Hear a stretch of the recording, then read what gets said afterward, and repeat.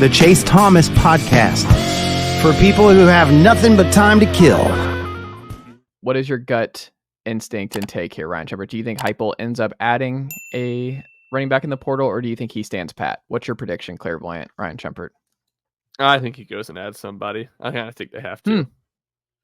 I mean, if Cam Seldon rolls his ankle and then misses a half, do I feel like DeSean Bishop or Khalifa Keith, or obviously we haven't seen a ton of Peyton Lewis, so he looks, I think he's a talented guy. Can one of those guys step in and be the backup? Yeah, I think so. I think you can get by a game. You can get by a half. You have a serious injury or you're missing Cam Seldon, he has some setbacks in his shoulder recovery and he misses 2 or 3 weeks. I'm just not sure you can get by with Dylan Sampson, who's obviously really talented, but not a super big physical guy.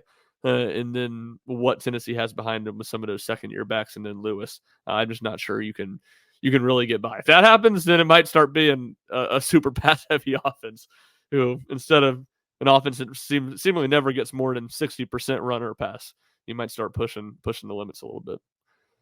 I don't think he does it. Until I see the running game struggle in the Heupel era at Tennessee, I'm not going to bet. I'm just going to say Dylan Sampson, DeSean Bishop, and Khalifa Keith are fine until Cam Seldon and Peyton Lewis are healthy. I wouldn't overthink it. I think this offense is a really plug and play. They rotate anyway. I mean, what did Jalen Wright average a game in terms of carries? Was it like a 10, 11 maybe? 10, yeah. Let's not overthink this. I think it's going to be fine. I don't think they should mess with the room. I think get those guys healthy, see where you're at come fall. I wouldn't add anybody post spring. I wouldn't go that route. I would just bet on your system, bet on your blockers to open up those holes, bet on the pass game to be back to what it was, where I think there's going to be better run lanes anyway for this defense, for this offense. To me, I would hold steady. I wouldn't go into the portal for running back. I think they'll be fine. Well, you mentioned Peyton Lewis and him being healthy. I think that's probably the big question is what's your trust level in him? Because he's going to be healthy unless there's another injury. He will be healthy by the time they start the season. He's your fifth guy. Well, that's my question. If he's the fifth guy, if he is behind DeSean Bishop and Khalifa Keith, I think they should go get another guy. Maybe they won't do it. Obviously, Heupel has a lot of confidence. As always, he puts a lot of trust in his guys.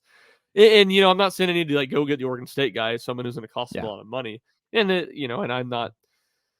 Basketball transfer portals kept me busy enough. I don't know all the running back names that are going to be out there, so maybe it just doesn't make sense to bring. You don't just bring in a guy to bring in a guy. Don't bring in Madre London. Deep cut. Hold your applause for the Madre London reference. You don't just bring in Madre London to bring in Madre London type of situation. But if there's a guy that's not going to cost a ton that you feel like can be a capable backup, I think it's worth it. Interesting. I'm going to say he doesn't do it. We'll end on a different note. I'm going to say he doesn't do it. Ryan Schumpert, what can the good folks check out from you over at Rocky Top Insider this week? Yeah, a lot of transfer portal stuff. Obviously, basketball will keep. Nicely done, nephew. The Chase Thomas podcast. Hell yeah.